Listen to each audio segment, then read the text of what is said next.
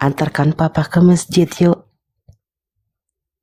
Saya bilang, buat apa pak? Saya bilang, papa mau masuk Islam. Masya Allah. Benar pak, saya bilang, iya benar. Terus saya peluk papa saya, kami nangis. Papa,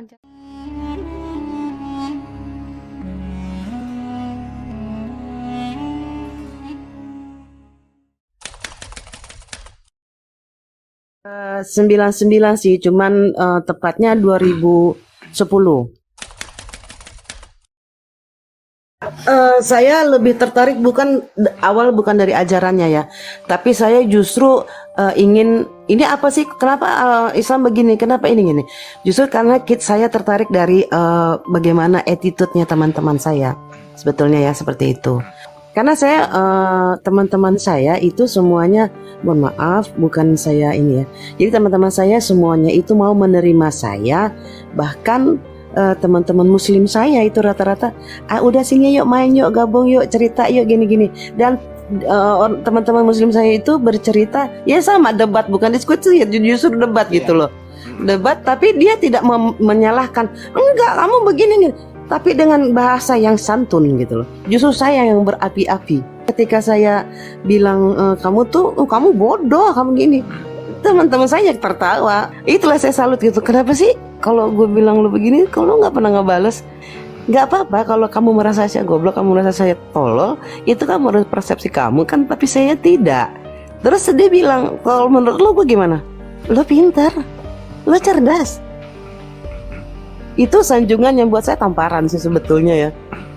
Kok sebegitu ya, saya gitu. Terus mereka merangkul saya gitu loh, dan tidak pernah ada ayo login gitu ya, kalau sekarang bahasanya gitu ya, ayo login, nggak ada, ayo main, harus sama-sama makan. Terus ketika saya bilang saya mau makan itu, oh maaf kami tidak makan itu, kalian makan, kamu makan saja, kami tunggu di sini ya, karena saya itu bersahabat berlima dengan saya yang non muslim ketika itu gitu ya. Terus saya bilang ayo makan, waktu buka puasa tuh kan, ayolah makan, enggak apa-apa gini. Enggak apa-apa, kamu makan saja, kami tunggu ya di luar. Sampai saya, segitunya ya, kayak gitu kan. Terus saya melihat keseharian mereka. Ketika azan, mereka langsung, ntar dulu lah, makan dulu. Enggak, maaf ya kamu tunggu di sini, saya mau sholat dulu. Sampai, emang harus segitunya, saya bilang. Iya, ketika saya dipanggil sama Tuhan saya harus siap. Jangankan dipanggil Tuhan, dipanggil guru saja, dosen saja, yakin kita harus siap, apalagi ini di atasnya dosen gitu kan. Saya, wow seperti itu ya, saya bilang gitu. Nah dari situ saya mulai bertanya tentang apa ini, apa sholat, kenapa harus wudhu dulu, kenapa, oh ternyata begitu. Nah dari situ saya makin intens untuk berteman lagi, bahkan mengikuti suatu kajian. Sebetulnya saya bilang, saya ngomong sama Ustadz, Ustadz saya ini non muslim tapi boleh saya mendengarkan sedikit, saya bilang gitu. Oh jangan sedikit, banyak juga boleh, Ustadz bilang begitu kan. Saya bilang oh alhamdulillah, saya bilang jadi boleh ya sampai habis, boleh, Ustadz bilang begitu. Nah terus saya bilang sekali-sekali jangan sama Pak Ustadz dong, belajarnya sama Ustazah dong, saya pengen tahu adab-adab seorang wanita gitu kan, adab seorang ini. Nah dari situ saya tahu ternyata kan begini, dalam kehidupan itu kan ada ritme naik, ada ritme turun ya. Nah ketika itu saya ada di mana saya mempunyai kasus lah gitu ya, kasus dalam hal pribadi gitu kan. Dan saya tanya itu semua keluar semua jawaban-jawaban yang harusnya tuh saya bisa tahu gitu. Oh ternyata begini ya, oh begini ya. Nah dari situlah belum bersahadat ya, masih belum nih, masih gantung di hati saya.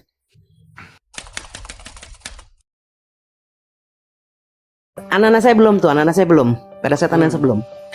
Jadi saya mengajarkan adab dulu kepada anak-anak saya kan, Ustadz bilang ajarkan adab dulu terhadap anak-anakmu.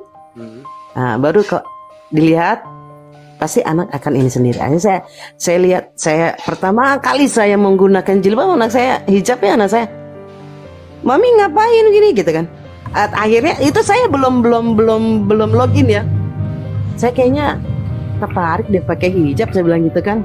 Udah mulai tuh saya beli baju-baju yang agak-agak menutupi aurat, walaupun nggak terlalu ekstrim lah nutupnya gitu ya. Ya saya menggunakan celana panjang. Dulu kan saya senang pakai rok ya, rok di atas mata kaki, di atas lutut ya. Saya mulai menggunakan celana panjang, saya mulai menggunakan baju tunik ya, baju Melayu, saya mulai menggunakan baju-baju yang tertutup lah gitu. Kok enak ya. Terus selama 1 tahun itu saya belajar 1,5 tahun dari ini dulu, dari bukan pelajarannya. Nah terus saya ikut kajian. Pada saat itu ustadz saya bilang, bukan ustadz saya sih sebetulnya, ada di pengajian itu bilang gini, ada yang mau login gak nih gitu ya. Kalau zaman sekarang bilang login ya, ada yang mau login gak nih. Saya berdiri langsung, angkat tangan saya Pak, saya bilang, saya Pak Ustadz, saya bilang gitu. Pak Ustadz gini, jangan, saya bercanda kok, bilang gitu. Enggak, saya serius Pak Ustadz, saya bilang, saya begini sampai saya nangis. Ibu, kalau ibu mau login gila gitu kan, jangan karena emosi, pulang dulu, pahami dulu, pulang dulu. Berkali-kali, sampai saya 4 kali di Masjid Al-Azhar, 4 kali. Ke Sunda Kelapa saya 1 kali, ditolak saya. Akhirnya saya bilang, benar, saya keempat kali Pak Ustadz, saya bilang saya sudah 4 kali dan ini sudah mungkin sudah panggilan Tuhan, saya bilang begitu ya. Saya gimana lah, saya bilang begitu sama dia. Akhirnya saya nangis. Oh ya sudah, kalau memang sudah ini. Terus dikasih tahu kalau nanti sudah mualaf akan ada seperti ini, insya Allah saya sudah siap. Akhirnya alhamdulillah saya bersahadat di 2010.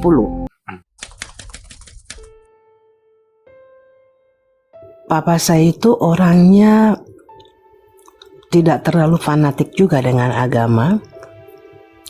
Jadi pernah saya diskus gitu ya dengan papa saya, sampai papa saya bilang begini, tidak pernah bilang kenapa kamu gak usah, jangan, gak boleh gitu. Tidak, karena papa saya juga seorang akademisi gitu ya. Papa saya juga bilang begini, yakin mau pindah? Iya, saya bilang. Tapi sebelum saya bilang seperti itu, saya sudah merubah semua sifat-sifat jelek saya, egoistis saya sudah berubah. Jadi papa saya tenang gitu loh, nggak garang gusuh nih bocah gitu ya, bahasa orang tuanya. Terus sampai papa saya bilang begini, yakin? Iya Pak. Memang itu yang terbaik kah untukmu? Iya Pak. Oke, kalau memang itu kamu mau pindah, jalani sesuai dengan adab yang berlaku dengan ajaran agamamu yang sekarang. Pertama, abang saya menikah dengan orang Cina, mualaf juga, sudah meninggal karena kena kanker tulang kemarin, mas yang pertama. Al-Fatihah untuk abang saya. Yang kedua, yang pertama abang saya namanya Yakobus, yang kedua abang saya namanya Yosef.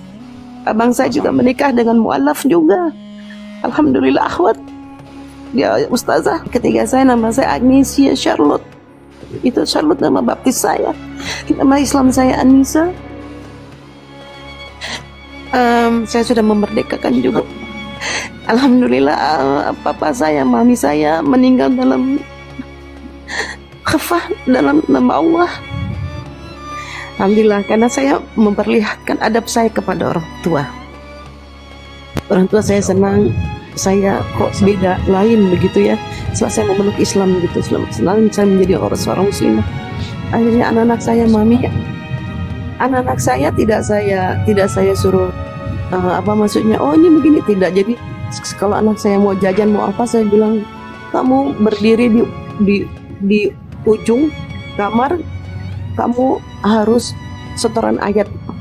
Jadi anak saya itu tidak saya pesantrenkan, tapi saya suruh setoran ayat. Kalau mau jajan misalnya, atau mau beli mainan, baju yang mahal-mahal, ya mahal menurut saya 200-300 ribu tuh mahal ya. Saya bilang kamu setoran ayat dulu. Alhamdulillah sampai Ali Imran, yang besar Anissa, sudah semuanya.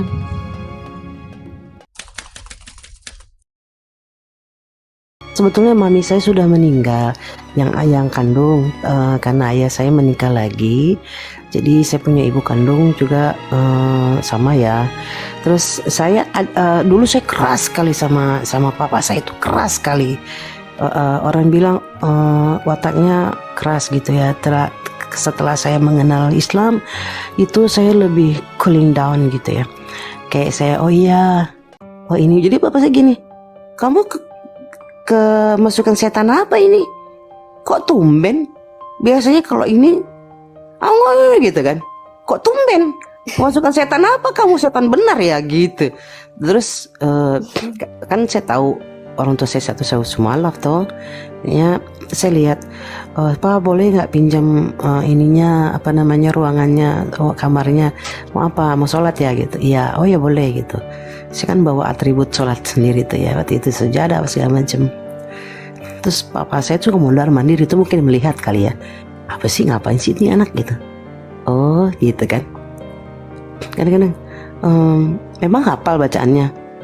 Pada saat itu kan saya belum hafal. Saya buat tulisan besar begitu. Saya tulis di komputer gitu, saya print. Jadi saya menghafal, saya baca pada saat itu. Tapi kalau ada waktu luang dalam bekerja, saya hafalan ayat-ayat kecil lah, sampai 13 ayat itu saya hafal, ayat kecil. Alhamdulillah kan bisa buat sholat gitu. Terus sudah hafal 5 ayat, ulang lagi 1 ayat kelima sampai ayat 1, 2, 3, 4, 5. Nanti saya ulang lagi 2 lagi ayat 1, 2, 3, ulang lagi terus sampai 13 surat pendek lah ya, kayak ad-duha. Terus kayak surat panjang tuh ad-duha yang saya hafal. Nah awal-awal itu ya. Terus ke bacaan-bacaan ketika apa namanya zikir apa gitu, itu udah kemakan lah gitu. Kalau masalah itu udah hafal luar kepala. Terus Yasin, terus ayat kursi ya gitu-gitu. Alhamdulillah ya hafal sedikit-sedikit. Terus papa saya tanya, udah hafal berapa? Alhamdulillah mau 10. Jadi saya kalau mau hafal itu papa saya suruh baca, suruh megang buku. Nanti kalau salah pukul tangan ya pak, saya bilang gitu. Iya. Jadi kalau saya salah dipukul tangan saya. Aduh, saya bilang salah, kata papa saya. Oh salah ya pak, gimana yang benar? Kayak gini gitu kan. Oh iya gitu. Kayak wadduha itu kan agak panjang. Wadduha walaili idza saja. Hafal walaili idza saja mawadda'aka rabbuka wa maqala walal akhiratu khairul laka min ula wala sawfa yu'tika rabbuka fatarda alam yajidka yatiman fa'awa. Itu angnya itu harus benar, kata papa saya itu awalnya seperti oh iya ya ang ya pak ya, iya. Terus dari situ papa saya justru baca buku. Nah ketika saya mau lahiran anak kedua,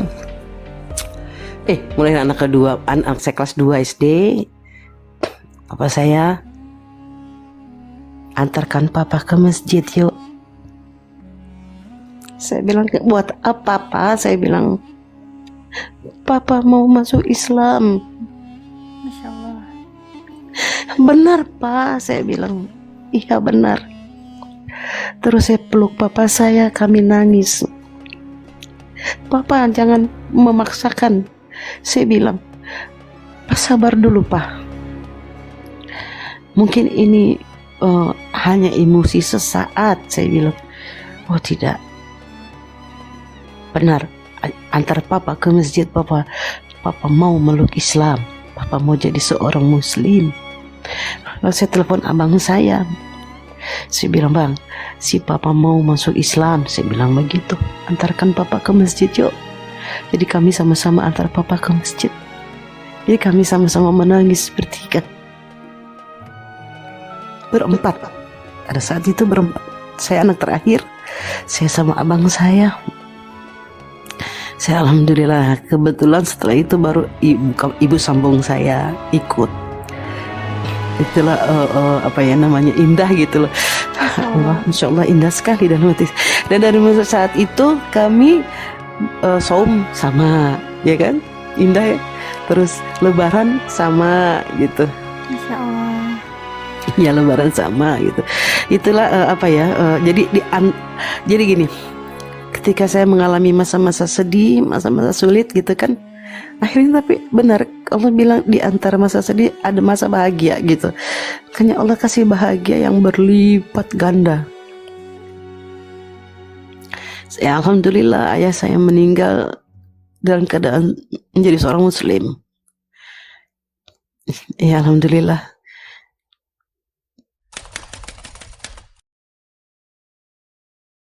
Kadang saya berdebat gitu ya, kenapa sih makan babi nggak boleh gitu kan?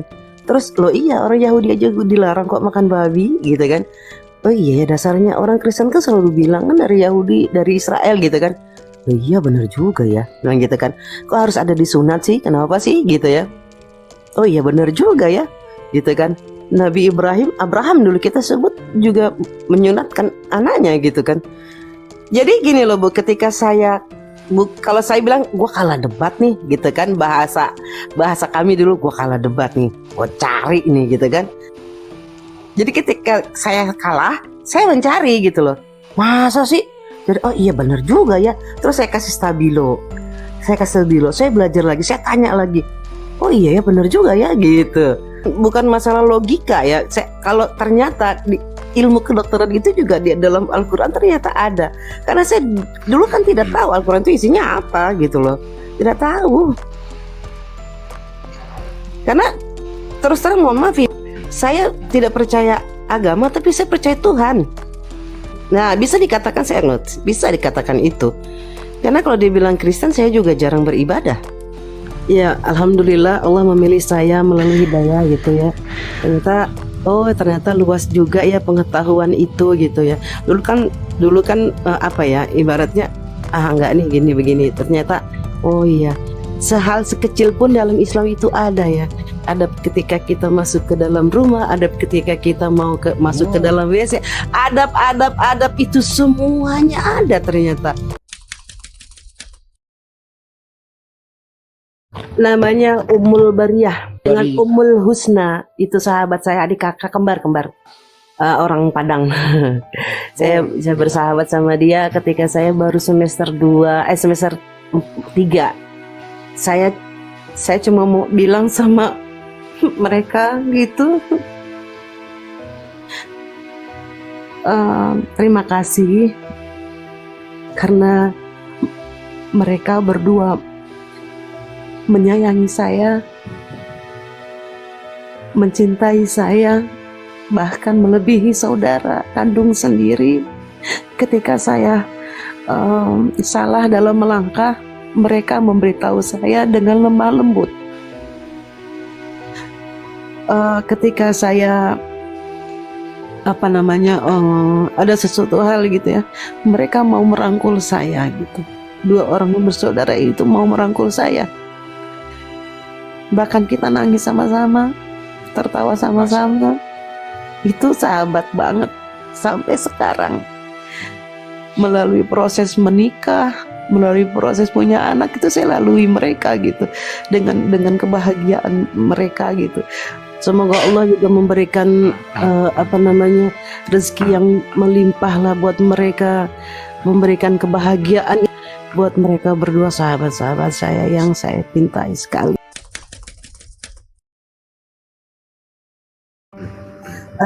Untuk teman-teman yang sudah mendapatkan hidayah dari Allah, baik yang lama maupun yang baru, tetap istiqomah di dalam Islam, tetap kita berjuang, jangan putus asa, tetap berdoa buat teman-teman yang lain yang sedang memperjuangkan sama seperti kita para mu'alaf.